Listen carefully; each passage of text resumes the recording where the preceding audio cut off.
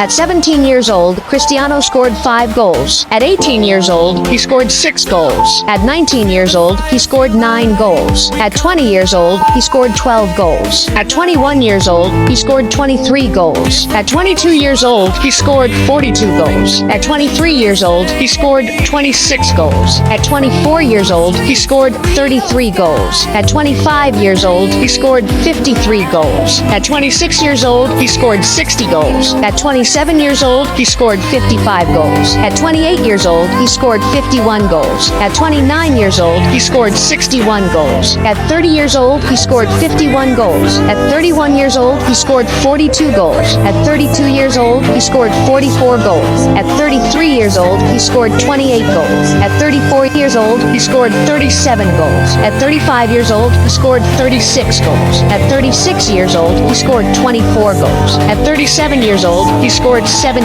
goals. At 38 years old, he scored 54 goals. At 39 years old, he scored 43 goals. Would you be able to guess how many goals he will score at 40 years old?